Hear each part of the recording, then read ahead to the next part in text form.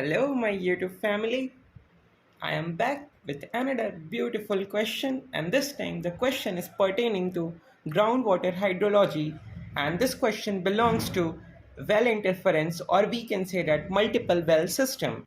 And the question says, three symmetrically identical wells constructed in a confined aquifer are located on the corners of an equilateral triangle whose side is equal to 40 meter. Water is pumped out from the wells such that the drawdown in each well is 2 meter. The permeability and the depth of the aquifer are 3 into 10 raised to power minus 5 meter per second and 18 meter respectively. The diameter of the well is 3 meter, and then we are asked to find the total discharge from the three wells. Here goes the solution. So मैंने एक अच्छा सा diagram draw कर रखा है जो कि आपको क्वेश्चन को समझने में थोड़ा हेल्प करेगा and this diagram is here as you all can see. This is basically the green line that represents an equilateral triangle which is having the side length denoted by capital B is equal to 40 meters. यहाँ पे हमारे पास तीनों corners पे तीन different wells हैं. Question में clearly mentioned है that the wells are identical, geometrically they are similar. That means उनका रेडियस और डाया और उनका जो लेंथ है they are completely similar, made from the same material as well. तो ये वेल्स जो है वो ज्योमेट्रिकली आइडेंटिकल है. ये तीनों कॉर्नर्स पे लोकेटेड हैं जो मैंने रेड कलर से शो कर रखा है. Here you can see the representation, this red one that represents the wells. ये आप सोच रहे हो कि ये डॉटेड लाइंस क्या है, तो ये कुछ ऐसा इसका फिजिकल सिग्निफिकेंस नहीं है. ये हाइपोथेटिकली मैंने ले रखा है आपको क्लियर करने के लिए कि लाइक यहाँ पे अगर हमने वेल्स प्रोवाइड कर रखे हैं तो इनका वेल्स हम जानते हैं, जब वेल हम डग करते हैं किसी भी एक्विफर में तो ड्रॉ डाउन होता है वहाँ पे जब पानी विदड्रॉ करते हैं. तो एक्विफर बेसिकली दो तरह के होते हैं, एक होता है unconfined and second one is the confined aquifer. Unconfined में जो वाटर होता है that is basically present over a impervious strata, लेकिन जो उसका टॉप सरफेस होता है वो फ्रेटिक होता है और we can say that is basically the water table itself, और वहाँ पे कोई इम्पर्वियस जोन नहीं होता. But in the case of the confined aquifer water जो होता है विद इन द ग्राउंड और we can say the geological formation is trapped between two impervious strata. वो दो कन्फाइंड लेयर्स के बीच में होता है. That's why it is called as confined aquifer और द आर्टिजन एक्विफर और प्रेशर एक्विफर. तो ये बेसिकली कन्फाइंड एक्विफर के रिगार्डिंग एक प्रॉब्लम हमें दे रखा है. तो जब हम वेल को डग करते हैं ना तो वहाँ पे क्या होता है कि वाटर जो होता है अगर वो अनकन्फाइंड है तो वाटर का जो लेवल होगा ना वो डिप्रेस होता है, क्योंकि ड्रॉ डाउन अगर हम करेंगे डिस्चार्ज क्यू निकालेंगे तो ऑब्वियसली वाटर लेवल जो होगा वो फॉल करेगा उस पर्टिकुलर वेल में. तो वहाँ पे एक जोन ऑफ डिप्रेशन क्रिएट होता है जिसको हम लोग बोलते हैं रेडियस ऑफ जिसको हम लोग बोलते हैं कोन ऑफ डिप्रेशन. एंड जो उस कोन ऑफ डिप्रेशन का जो रेडियस होता है ना that is called as the radius of influence and that is also called as the ambient radius. तो वो कैपिटल आर होता है. तो यहाँ पे ये डॉटेड लाइंस वही रिप्रेजेंट कर रहा है. मतलब मेरे कहने का मतलब बस ये है कि जब वेल्स को डग करेंगे ना तो मैं ये दिखाना चाहता हूँ कि यहाँ पे इंटरफेरेंस होगा, इसलिए जो इसका रेडियस ऑफ इन्फ्लुएंस है वो इसके साथ इंटरेक्ट करेगा, इस वेल का इसके साथ इंटरेक्ट करेगा एंड इस वेल का इसका इंटरेक्ट करेगा एंड कंसिक्वेंटली ये चीज़ें ऐसी होती रहेंगी. तो अभी हमने आर की वैल्यू कैलकुलेट नहीं की है, that way will calculate later on, but ये हमारा एक सिंपल सा सिनेरियो है. अब डेटा क्या दे रखा है हमें, data that is provided to us is that the side of the triangle that is the spacing between the wells that is B that is equal to 40 metre. ठीक है. Draw down जो है हर well में इन्होंने बोला है कि हर well में जो ड्रॉ डाउन है that is basically constant and that is equal to 40 meter. So I can say that S1 is equal to S2 is equal to S3. This is basically equals to 40 meters. Okay.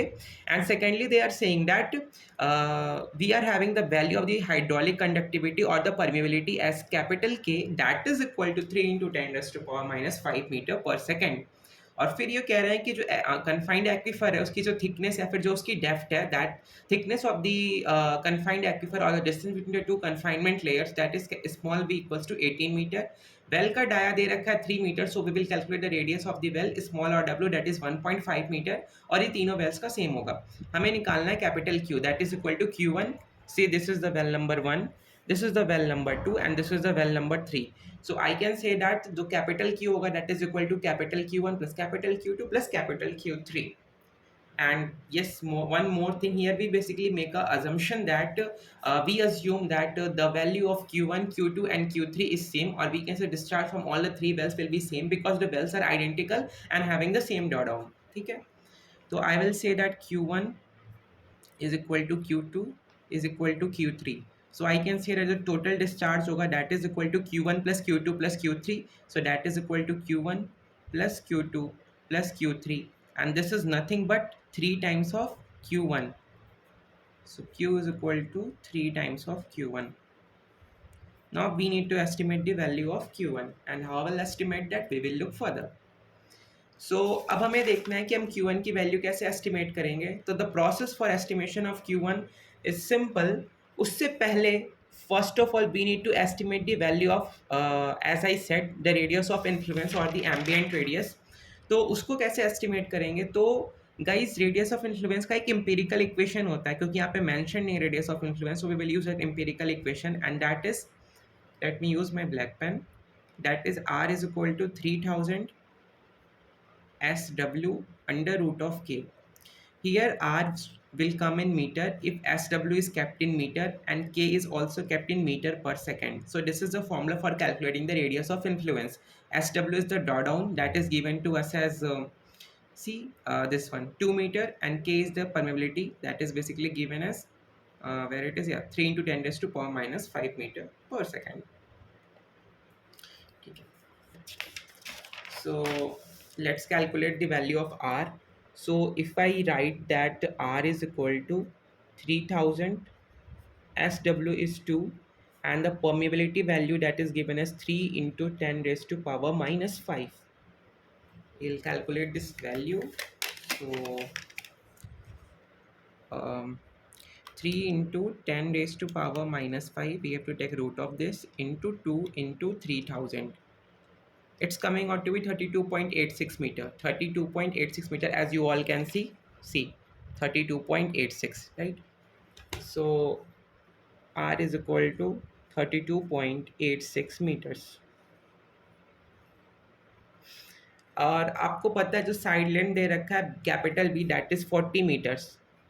तो इसीलिए मैंने वो dotted पूरा length तक नहीं दिखाया था. You can refer the figure. देखा आपने, ब्लू लाइन को मैंने यहाँ तक लाके रोक दिया है, बिकॉज ये पूरा 40 मीटर का डिस्टेंस नहीं कवर करेगा. ये रेडियस ऑफ इन्फ्लुएंस सिर्फ यहीं तक जा रहा है, that is going up to distance of 32.86 meters. So ये हो गया. अब जो इक्वेशन जो हम लोग यूज़ करते हैं ना फॉर कैलकुलेशन ऑफ डिस्चार्ज, तो दैट इक्वेशन इज, जनरली जब इंटरफेरेंस नहीं होता है तो जो कन्फाइंड एक्वीफर के लिए इक्वेशन होता है for the calculation of discharge, that equation is like we say 2 pi K into B in bracket H minus HW whole divided by ln of capital R divided by RW. तो ये equation होती है अगर interference नहीं है for a single well. तो क्योंकि मैंने आपको बोला था स्टार्टिंग में कि we will calculate the percentage loss for a single well, तो हम इस केस के लिए भी Q की वैल्यू निकालते हैं. से this is Q dash. So I can say that Q dash is equal to 2 pi. K is 3 into 10 raised to power minus 5. Thickness of the aquifer, that is a small b. I think that is given as 18 meter. So we will write 18 into H. H is basically जो H और HW का difference होता है, that is none. This is dot on only. SW ही होता है. That is given as 2 meters. So this ln R radius of influence is 32.86 and radius of the well is 1.5. 1.5. Okay, so we will calculate this value. Okay, so firstly काम करते हैं, पहले ln वाला value निकाल लेते हैं. So 32.86 divided by 1.5 and ln, it is 3.08679. So let's write it as 3.087. So 2 into 3.14 into 3 into 10 raised to power minus 5 into 18 into 2 divided by 3.087. So जो discharge की value आ रही है Q dash, that is 0.00219 meter cube per second. ठीक है.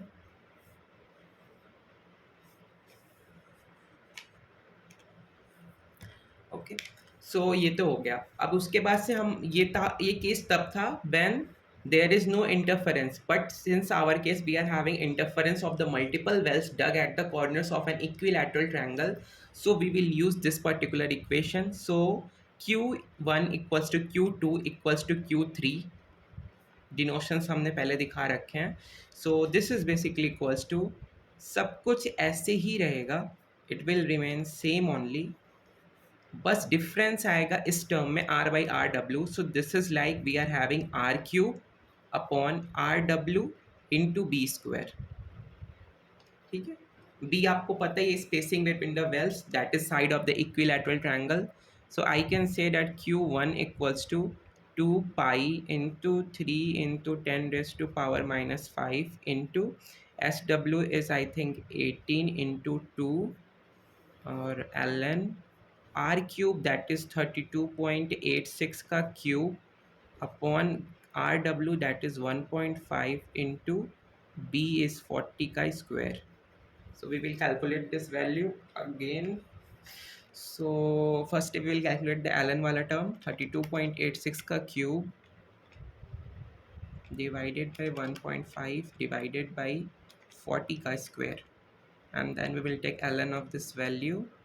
It's 2.6935, इतनी आ रही है value, 2.6935.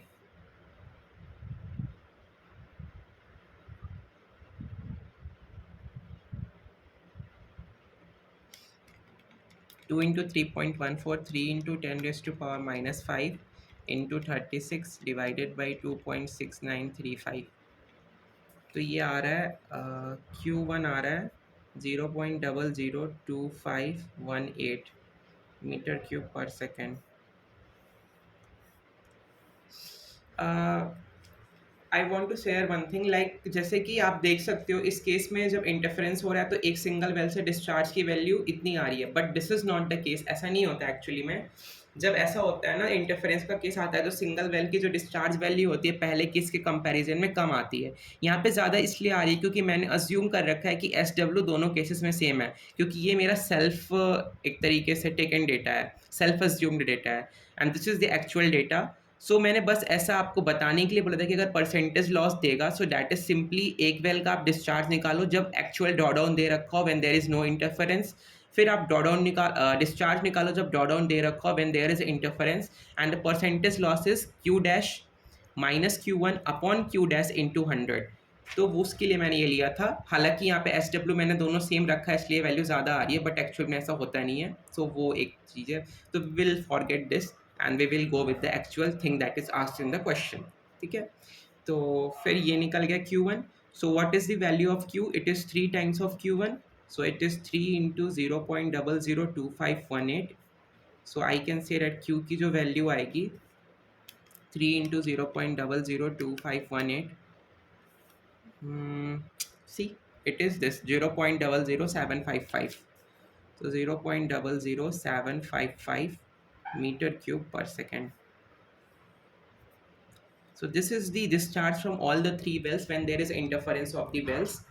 तो ये हमारा पर्टिकुलर सोल्यूशन है for the thing that is asked in the question, और ये मैंने एक्स्ट्रा आपको समझाने के लिए किया था. ठीक है. तो this is the final answer. Q is equal to 0.00755 meter cube per second. Hope you guys found this particular video amazing, interesting and नया लगा होगा कॉन्सेप्ट आपको, क्योंकि मेरे लिए खुद भी ये नया था. मैंने अभी अभी जैसे इस कॉन्सेप्ट को पढ़ा, so I thought of like sharing with you all. So I just did that and okay, so it's time to leave now. So take care, goodbye.